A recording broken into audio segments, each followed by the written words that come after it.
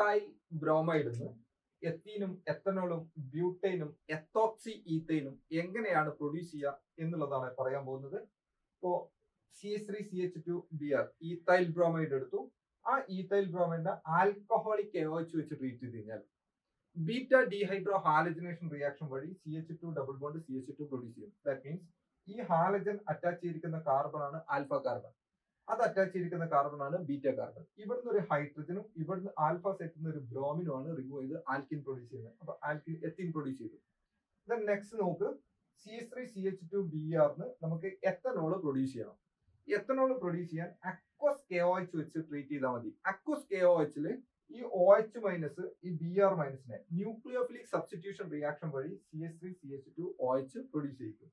ഇനി അടുത്തത് നിങ്ങൾ നോക്ക്, ഈ CH3CH2Br എടുക്കുക, 2 ഈക്വലന്റ് സോഡിയം എടുക്കുക, അനദർ മോളിക്യൂൾ ഓഫ് CH3CH2Br വെച്ച് ഇൻ ഡ്രൈ ഈതറിൽ റിയാക്ഷൻ നടത്തി കഴിഞ്ഞാൽ CH3CH2CH2CH3 that means butyne produce ചെയ്യപ്പെടും.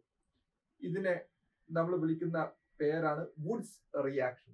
ഇനി അടുത്തൊരു കേസ് നോക്ക്, CH3CH2Br നമ്മൾ CH3CH2ONA സോഡിയം ആൽക്കോക്സൈഡ് വെച്ച് ട്രീറ്റ് ചെയ്യാൻ നിൽക്കുക. അപ്പൊ ഇവിടെ നോക്ക്, Br സ്ലൈറ്റ് നെഗറ്റീവും CH2 സ്ലൈറ്റ് പോസിറ്റീവ് ആയിട്ട് ബിഹേവ് ചെയ്യും. കാരണം bromine is more electronegative than that of this carbon.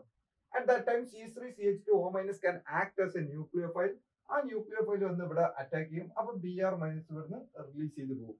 ഇങ്ങനെ പ്രൊഡ്യൂസ് ചെയ്യുന്നത് നോക്ക്, CH3CH2OCH2CH3 എന്ന് പറയുന്ന ഒരു പ്രോഡക്റ്റ് ഉണ്ടാവും. That means ether. ഇതിനെ നമ്മൾ വിളിക്കുന്ന പേരാണ് വില്യംസൺ സിന്തസിസ്.